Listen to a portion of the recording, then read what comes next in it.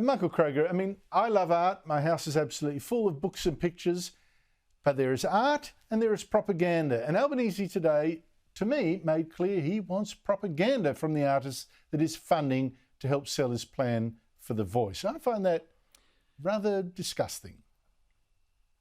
Well, obviously that's exactly what he's trying to do. It's a wink, wink. We're giving you a whole lot of money. We expect support in return and support for The Voice in return. I suppose, Andrew, being facetious but only in part, at least he spent 2 hours with the arts community. He spent 4 hours in Alice Springs and he spent 10 hours at the tennis. So you wonder about the priorities of Albanese at the minute. This fly-in, fly-out visit to Alice Springs is not assuaged by the opening of an art gallery. He needed to spend days there. I mean, I was reminded today, Abbott used to spend a week in an Aboriginal community every year. That was real reconciliation, not the type of FIFO behaviour of Albanese, Andrew.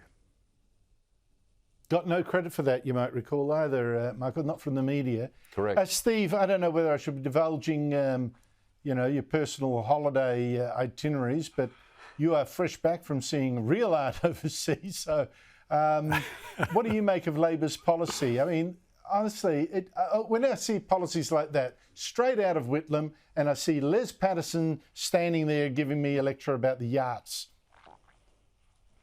Look, there's two distinct paths to this, and the first you mentioned earlier was the requirement that the streaming services will need to show and make Australian content, and I think that's a positive thing. I think that levels the playing field and it ensures that Australian stories and Australian culture has a place going forward. So I have absolutely no difficulty with that. If you look at other countries around the world, it's entirely consistent. So I think this is a positive. I'm not quite as cynical as you that the money on the table for all the other elements of the policy have got anything to do with a bribe to make people support The Voice. So this propaganda argument Albanese gave that pitch. He said, do it. He actually said it himself. I just played the clip.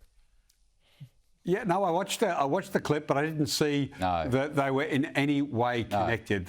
No way. The arts community will make their own decision about whether they're going to support or not. And I'm not going to say that they're all automatically going to. I'm not going to stereotype people like that. But I don't think that it's very cynical and lowbrow to try and suggest that the two are linked in any way. They're not linked at all. It's just a bit of a bit of needle to try and make up for the fact that the country hasn't had any substantive arts or cultural policy for 9 years, and shame on the previous government. That is so wrong. We spend billions on the arts, absolutely billions.